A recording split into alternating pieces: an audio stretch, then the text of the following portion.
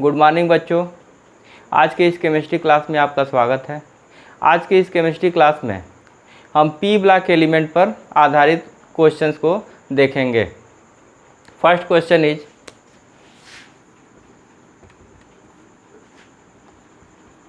Number of BOB bond in borax is option A 4, option B 5, option C 6 and option D 7। इसके लिए सबसे पहले हम देखेंगे बोरेक्स का formula. Borax Na2B4O7 into 10H2O, ये होता है elemental formula. Elemental formula Na2B4O7 into 10H2O। इसके लिए स्ट्रक्चरल फार्मूला देखिए,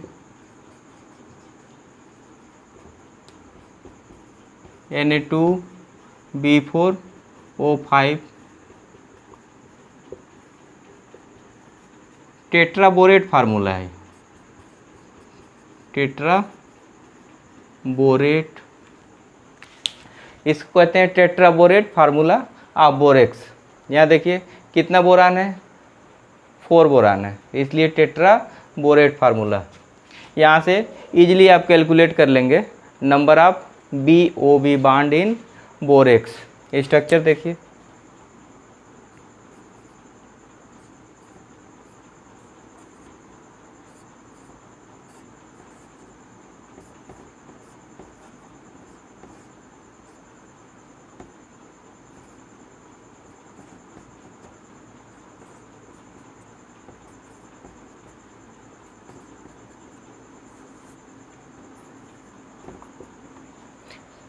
टेट्राबोरेट आयन का स्ट्रक्चर ये होगा। बोरान एटम कितने हैं, 1 2 3 एंड 4।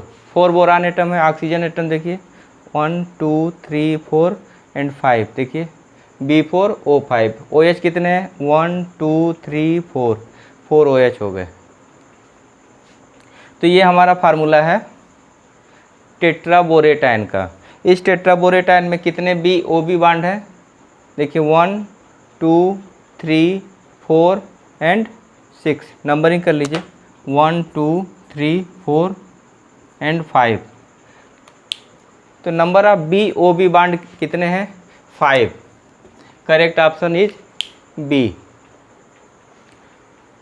तो बोरेक्स में BOB बॉन्ड की संख्या जानने के लिए हमें क्या जानना होगा, उसका टेट्राबोरेट फार्मूला। टेट्राबोरेट फार्मूला यहाँ दिया गया है। देखिए Na2B4O5 OH का टेट्रा किस इंटू 8H2O। अब नेक्स्ट क्वेश्चन देखेंगे।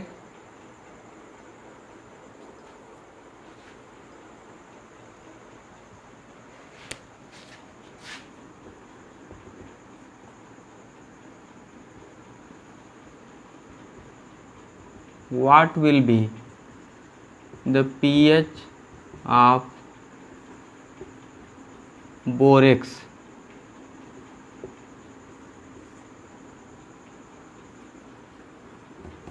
लेस देन 7, B है मोर देन 7, C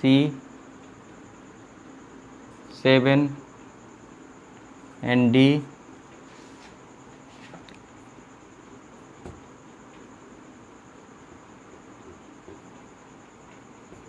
14।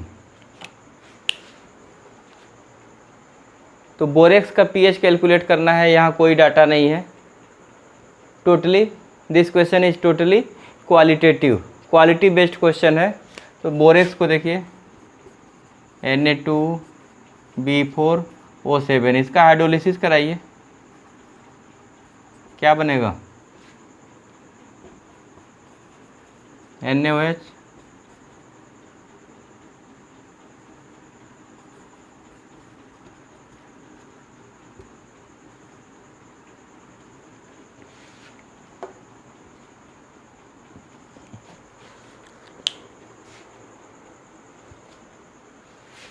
तो बोरेक्स का हाइड्रोलिसिस कराइए और क्या बनेगा देखिए, सोडियम हाइड्रोक्साइड और boric acid, strong base weak acid. तो बोरेक्स का हाइड्रोलिसिस से स्ट्रांग बेस NaOH और वीक एसिड बोरिक एसिड प्राप्त होता है। तो दोनों का मिक्सचर क्या होगा, एसिडिक होगा या बेसिक होगा। देखिए एसिड भी मिल रहा है और बेस भी, लेकिन स्ट्रांग बेस है। तो बेस का pH कितना होता है, बेस का pH जनरली कितना होता है, मोर देन 7। तो यहाँ दो ऑप्शन है, मोर देन 7 का एक ऑप्शन B है और दूसरा ऑप्शन D है, जिसमें जहाँ 14 दिया गया है। तो 14 की बेसिस वह बेस जो बहुत ही स्ट्रांग होता है, जिस बेस का स्ट्रेंथ बहुत ही अधिक होता है, उसके लिए pH 14 होता है। और देखिए बोरेक्स के हाइड्रोलिसिस से स्ट्रांग बेस NaOH और वीक एसिड बोरिक एसिड प्राप्त होता है। यहाँ से ऑप्शन B करेक्ट हो जाता है। सॉल्यूशन बेसिक होगा, तो बेसिक सॉल्यूशन के लिए करेक्ट आंसर क्या होगा, मोर देन 7। बोरेक्स एक जनरल रिएजेंट है जिसका use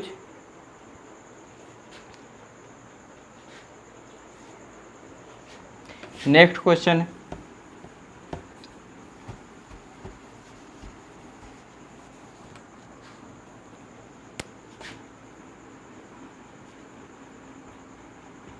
what is the basicity of H3BO3? Option 1 3, option B 2, option C 1 and option D 4। H3BO3 की बेसिसिटी कितनी होती है, ए में ऑप्शन दिया है A = 3, B = 2, C = 1 and D = 4। इसके लिए हमें B3BOH या बोरिक एसिड का स्ट्रक्चर देखना होगा।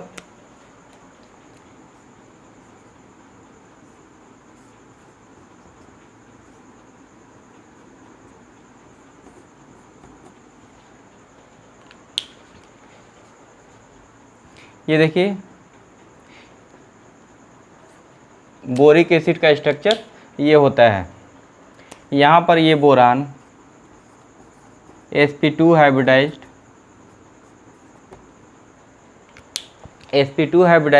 इलेक्ट्रॉन डिफिशिएंट स्पीसीज होता है।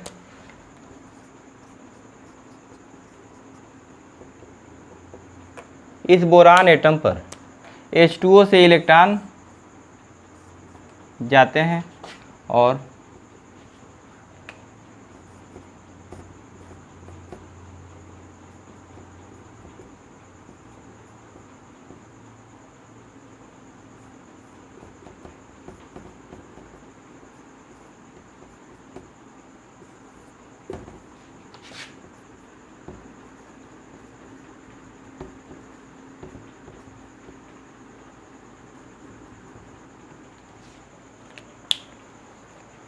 देखिए H2O के साथ इंटरेक्ट करता है। यहाँ से देखिए लोन पेयर ऑक्सीजन से इलेक्ट्रॉन डोनेट हो रहे हैं बोरान को, क्योंकि बोरान एक इलेक्ट्रॉन डिफिशिएंट एटम है बोरिक एसिड में। तो इस ऑक्सीजन पर पॉजिटिव चार्ज क्रिएट हो जा रहा है। इस पॉजिटिव चार्ज क्रिएट के कारण इस बॉन्ड से इलेक्ट्रॉन ईजिली यहाँ चले जाते हैं और इसके पॉजिटिव चार्ज को डिमिनिश कर देते हैं और ये H+ रिलीज होता है। तो H3BO3 से एक H+ निकलता है। ये किस प्रकार का एसिड है, which type of acid is boric acid. Here 3OH but release hydrogen need not from this oxygen, this hydrogen that is attached from oxygen। ये तीनों ऑक्सीजन से atom direct attach hydrogen atom ionise नहीं होते हैं। That means boric acid is not an Arrhenius acid. Boric acid is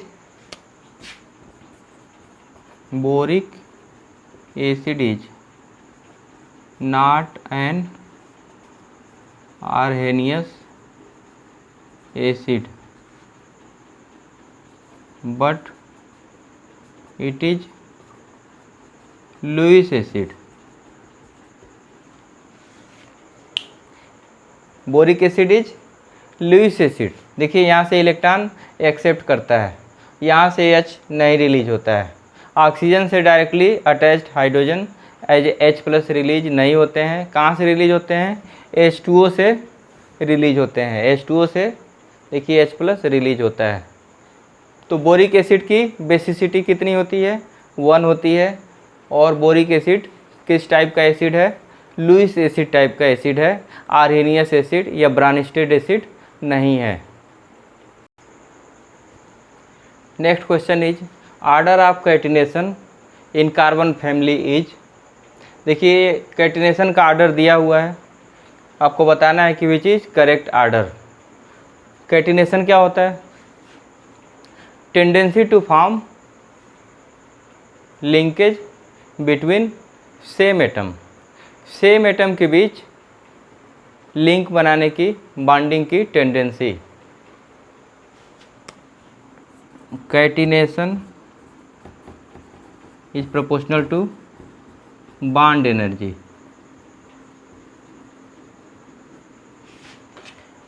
bond energy के direct proportional होता है catenation property. अब हम देखेंगे क्या होता है।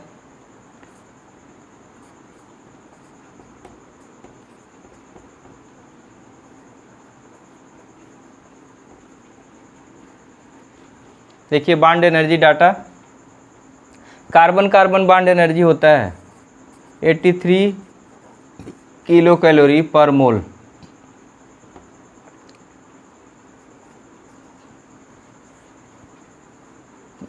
सिलिकॉन का होता है 54 किलो कैलोरी पर मोल। जर्मेनियम का 40 और टिन का 37। कैटिनेशन प्रॉपर्टी डायरेक्टली प्रोपोर्शनल होता है बॉन्ड एनर्जी। कार्बन का क्या है 83, सिलिकॉन का 54, जर्मेनियम का 40 और टिन का 37 किलो कैलोरी पर मोल। हाईएस्ट कहाँ है? कार्बन, फिर किसका है? सिलिकॉन, फिर जर्मेनियम और फिर tin.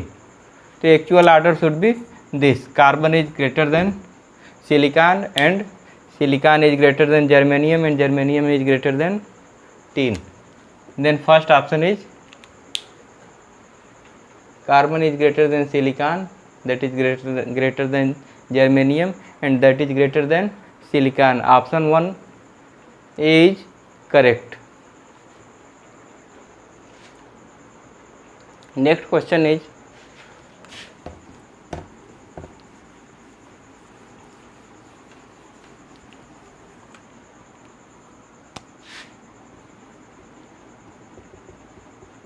aluminum is reactive elements but does not evolve hydrogen when treated with concentrate HNO3। Hydrogen एक रिएक्टिव एलिमेंट है but does not evolve hydrogen when treated with concentrate HNO3। Concentrate HNO3 के साथ treat करने पर hydrogen gas liberate नहीं करता है।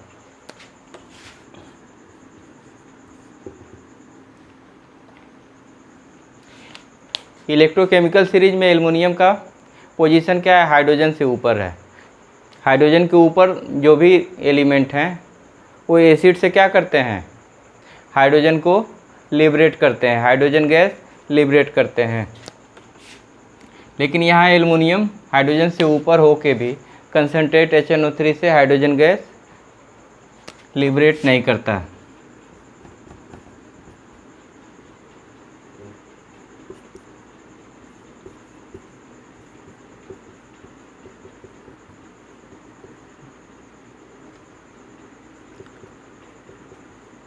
हम जानते हैं कि कंसनट्रेट HNO3 क्या है, एक strong oxidizing agent. Concentrate HNO3 strong oxidizing agent.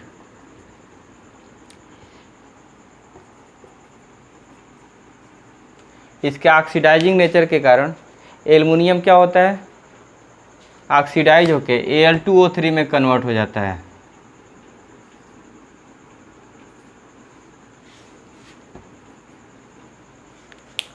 देखिए ये रिएक्शन होता है।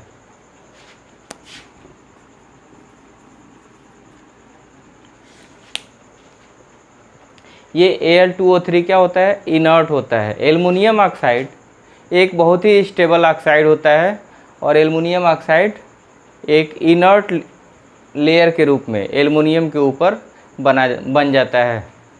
तो एल्युमिनियम के इनर्टनेस का रीज़न क्या है, HNO3 स्ट्रांग ऑक्सीडाइजिंग एजेंट है और वो एल्युमिनियम के ऊपर एक Al2O3 का इनर्ट लेयर क्रिएट कर देता है। इस कारण एल्युमिनियम कंसनट्रेट HNO3 के साथ रिएक्शन के द्वारा H2 गैस लिबरेट नहीं करता है।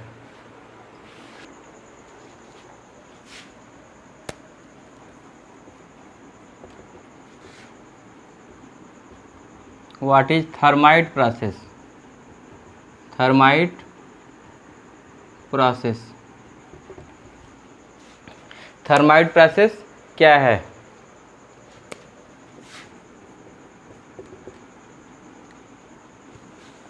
Aluminium has strong tendency to react with oxygen and form aluminum oxide. Aluminum has a strong tendency to form aluminum oxide.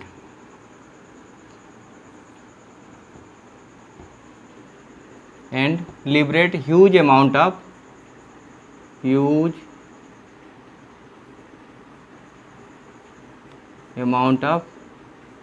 energy. Aluminum has a strong tendency to react with oxygen and form aluminum oxide and liberate huge amount of energy. We use this reaction in some reactions, देखिए like this.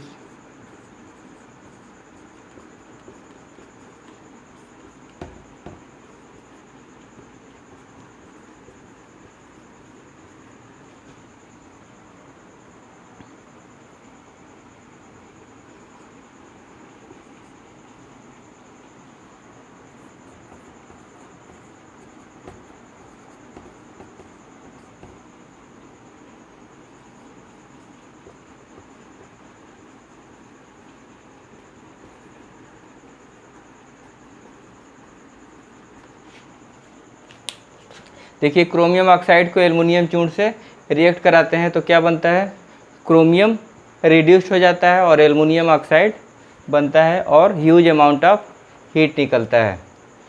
इसे हम कहते हैं thermite welding. इस कारण aluminium चूर्ण और iron का यूज हम किस में करते हैं, थर्माइट वेल्डिंग में। तो थर्माइट प्रोसेस क्या है,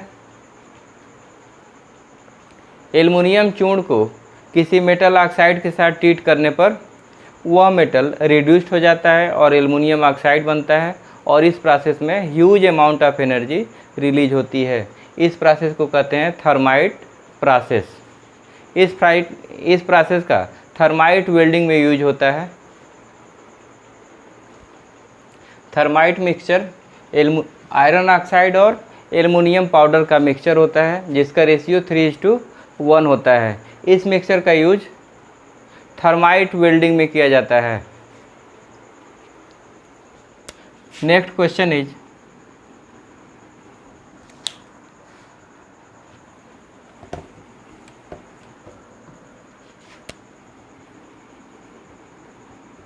what is inorganic benzene?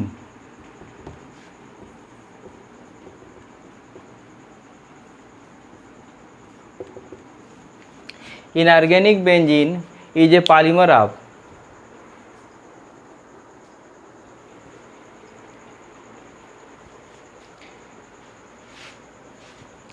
inorganic benzene is a polymer of BnH2. 3 molecule of BnH2 gives B3N3H6 बोराजीन या बोराजोल। स्ट्रक्चर देखिए, बोरान, नाइट्रोजन, बोरान, नाइट्रोजन,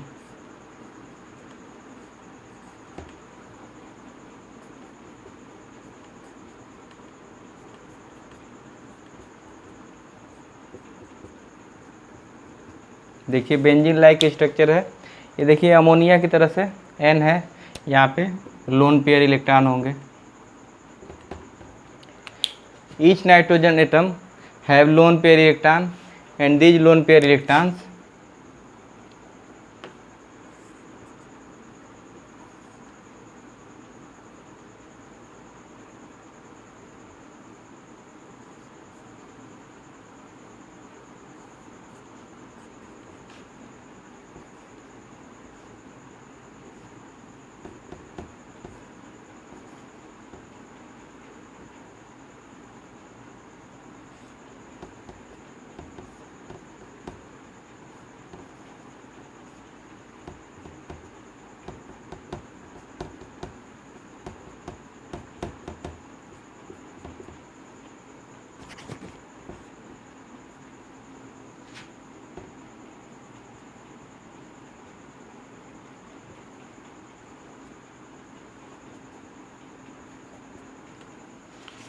देखिए ये लोन पेयर इलेक्ट्रॉन यहाँ आता है, तो इस लोन पे पार्शियल पॉजिटिव चार्ज आ जाता है और बोरान पे partial negative charge. Coordinate bonds में क्या होता है, एक ही एटम के दोनों इलेक्ट्रॉन शेयरिंग होती है।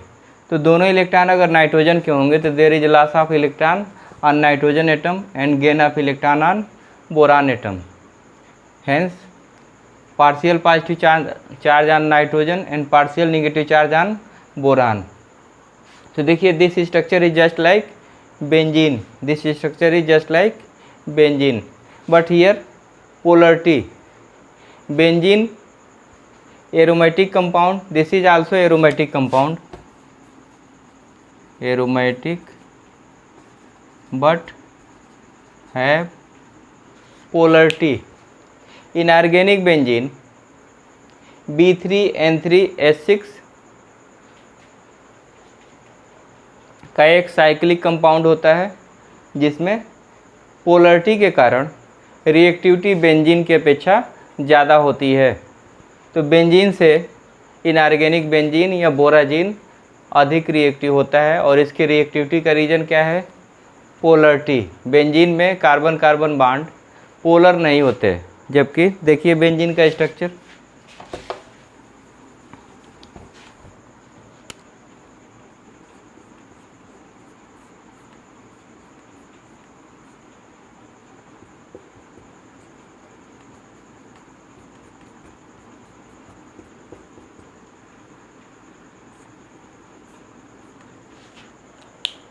इसी स्ट्रक्चर की तरह से ये भी है, लेकिन यहाँ non polar carbon carbon double bond है। लेकिन यहाँ पे क्या है, इनऑर्गेनिक बेंजीन में polar nitrogen boron double bond है।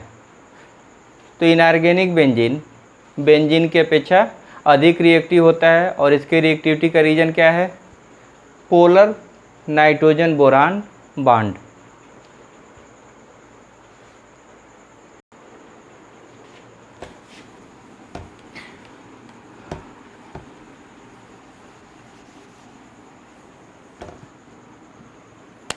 Next question is what is inorganic graphite? What is inorganic graphite?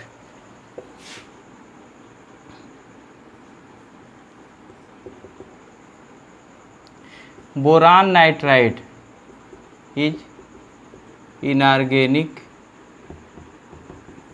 Graphite. Boron nitride का स्ट्रक्चर ग्रेफाइट की तरह से होता है और ग्रेफाइट की अपेक्षा इसमें लुब्रिकेटिंग प्रॉपर्टी ग्रेफाइट से अच्छी होती है। इसका स्ट्रक्चर देखिए, अभी एक सीट लाइक स्ट्रक्चर होता है।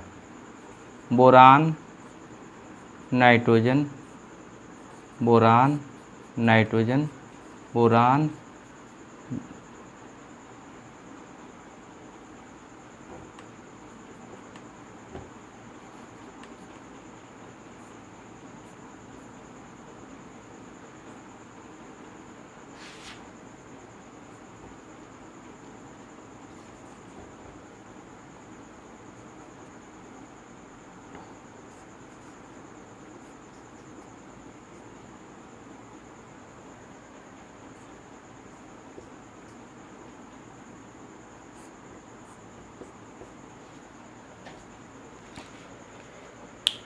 ये एक सीट लाइक स्ट्रक्चर होता है इनऑर्गेनिक ग्रेफाइट।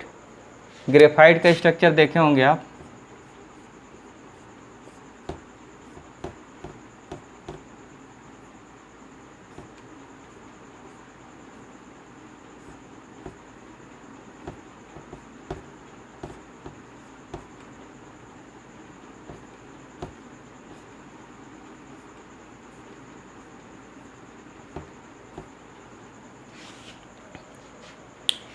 देखिए, ये इलेक्ट्रॉन मोबाइल पाई इलेक्ट्रॉन होते हैं, जिसके कारण ग्रेफाइट इलेक्ट्रिक कंडक्टर होता है। इसमें भी ये इलेक्ट्रॉन नाइट्रोजन बोरान के मोबाइल इलेक्ट्रॉन होते हैं, ये भी इलेक्ट्रिक का कंडक्टर होता है और ये सीट लाइक स्ट्रक्चर होते हैं। इस कारण ये और सीट लाइक स्ट्रक्चर्स के दो सीट्स के बीच जो अट्रैक्शन फोर्स होता है, दो सीट्स के बीच अट्रैक्शन फोर्स वान डर वाल अट्रैक्शन फोर्स होता है। Sheet like structure and force between two seats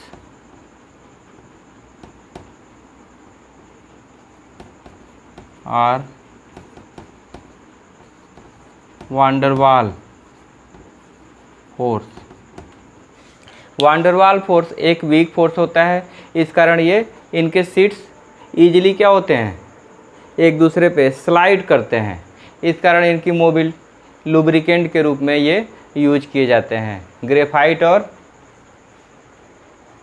boron nitride दोनों लुब्रिकेंट के रूप में यूज होते हैं। इनके लुब्रिकेंट में यूज होने का रीज़न क्या है, ये सीट लाइक स्ट्रक्चर होते हैं और इनके सीट्स के बीच कौन सा बल कार्य करता है, वीक वान डर वाल फोर्स कार्य करता है।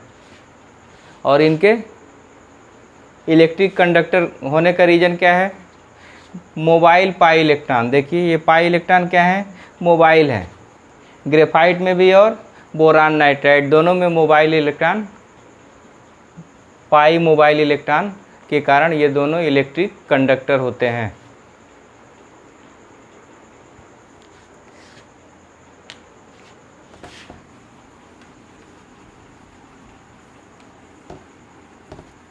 नेक्स्ट क्वेश्चन इज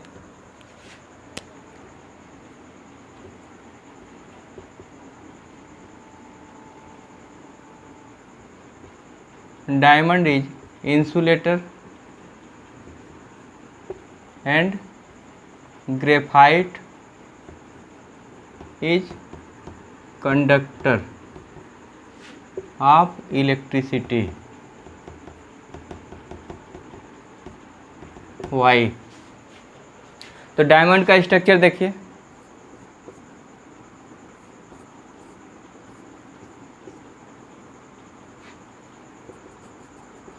डायमंड में कार्बन टेट्रावैलेंट होता है और ये each carbon of diamond is directly attached with 4 carbon and which is tetravalent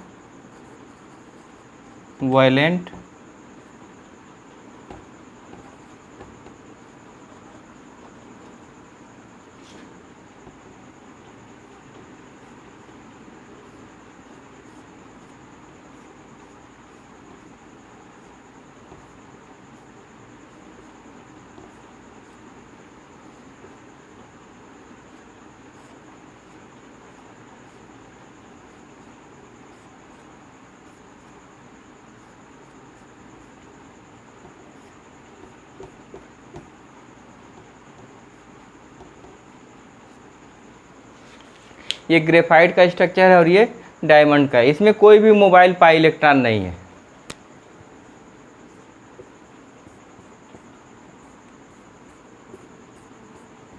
तो डायमंड में प्रत्येक कार्बन 4 सिग्मा बॉन्ड बनाता है और 4 सिग्मा बॉन्ड का एक 3 डायमेंशनल नेटवर्क होता है, जबकि ग्रेफाइट में देखिए sp2 हाइब्रिडाइज्ड, sp2 और डायमंड में sp3।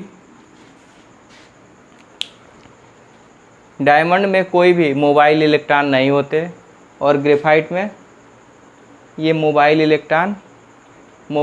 पाई इलेक्ट्रॉन्स होते हैं। इस कारण ग्रेफाइट क्या होता है, इलेक्ट्रिक का गुड कंडक्टर होता है, जबकि डायमंड इलेक्ट्रिक का इंसुलेटर होता है। आज के वीडियो में बस इतना ही। बच्चों आप बताएंगे कि ये वीडियो आपको कैसा लगा। अगर आपको अच्छा लगे तो लाइक ज़रूर कीजिएगा।